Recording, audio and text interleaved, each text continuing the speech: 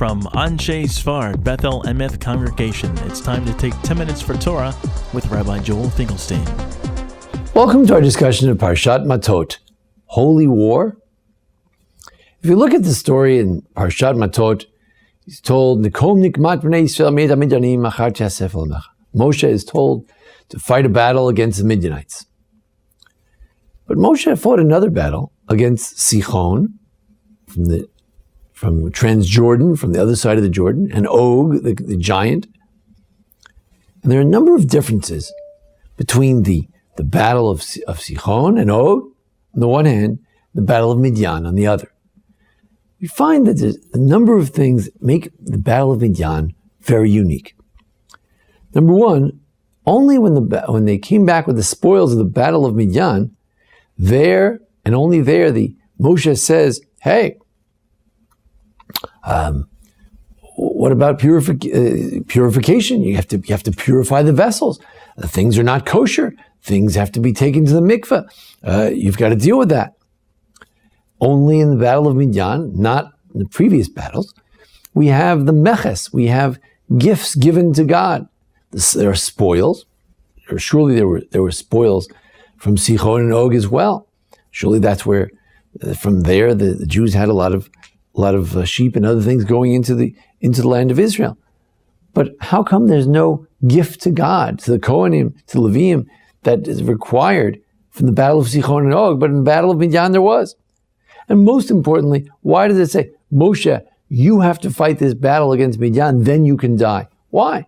Why can't Joshua fight the battle of Midian? Joshua's a great fighter. Why can't he deal with it? What's going on?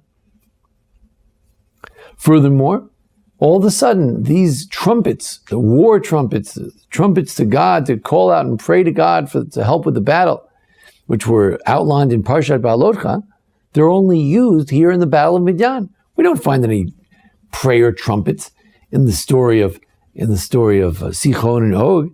What's going on? Also, we notice that not everyone can fight when it comes to Midian. Heichadsu, you have to find special people who are very valiant. And they found Elef Lamateh, 1,000 from each tribe. Why didn't they use that method with Sichon and Og? It just seems there that everyone went to fight. What's going on?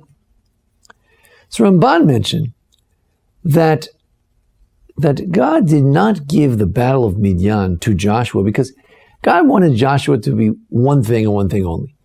Joshua is about the conquest of the land of Israel. That's it. Yes, earlier in his life he fought a battle against Amalek, but in terms of his appointment as a successor of Moshe, he has one job, and that is conquer the land of Israel.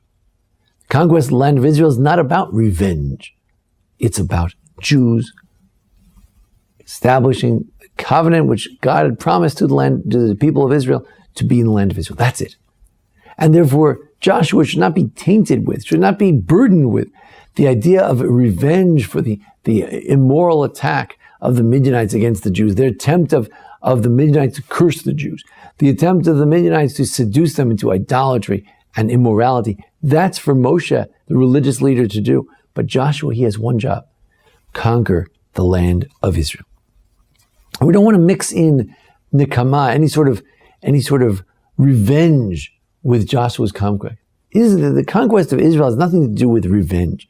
As the Reb Saadia Gaon, the great philosopher, said in the Emunot V'Deot, he said, nikama, he says, when you take revenge, it can ruin the person. Look at Shimshon. He says a radical thing. When it came to Shimshon, Shimshon wanted revenge for his eyes that were taken out. And therefore he says, Tamot nafshim plishtim. When you're trying to take revenge, you want to kill yourself with the enemy. You don't care. As long as you get revenge, you don't care what happens. Like Hamas today, as long as they get to do what they're doing, they don't care if they get killed. That's when you're fighting out of revenge. But for Joshua, it can't be like that. Joshua is about establishing a state that'll be vibrant, that'll be full of life. We can't be tainted with feelings of revenge.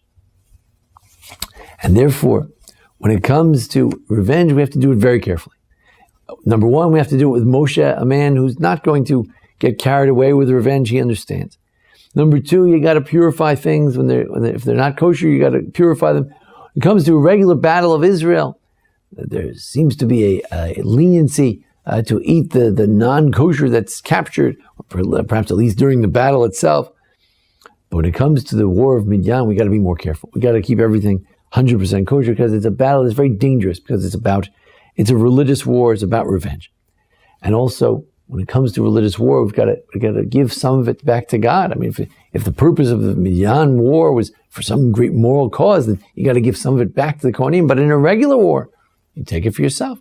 The Levites don't fight in battle; they don't get anything other than the tithing in general, but not from the war. So it's been pointed out, Rabbi Hanan of Porat pointed out that the battle of Midian is very similar to the battle against Amalek. It's a religious war, not like the war of the conquest of the land of Israel.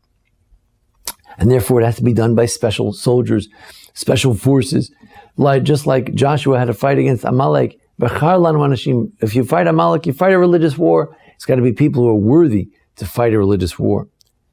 Now, the war we're fighting in Israel now is what the Rambam calls Ezra Yisrael Miyad Tzar. It's fighting against the people of God, the Hamas from Gaza, who are shooting rockets against the Jewish people, and they've done so for many years, not just in the recent months, in the recent weeks. They've been doing it for years, a little bit here, a little bit there, just enough to terrorize the people in all the southern cities. This is not a religious war. It's just about Jews living in Israel with safety and security. It can't be confused with religious battles. There was a general, there was an officer who spoke in religious terms, and as long as he understands that it's not a religious battle, it's more basic than that. It's just Jews trying to live in the land of Israel. That's all. However, when we contemplate the philosophy of our enemy, we do kind of wonder what kind of battle this is. Here's an enemy that said, well, we didn't capture those 3 boys, but big yishkoyach to someone who did. Whoever did, they're great heroes. Capturing 16-year-old boys. Israel may say, well, Israel kills more children than Hamas. Yes, but we try not to. In their case, that is their goal. How many Israelis are killed? Not enough, they say. Only 1 was killed. Hashem yikom damo, it's a terrible thing. But they wonder, maybe they can kill more Jews.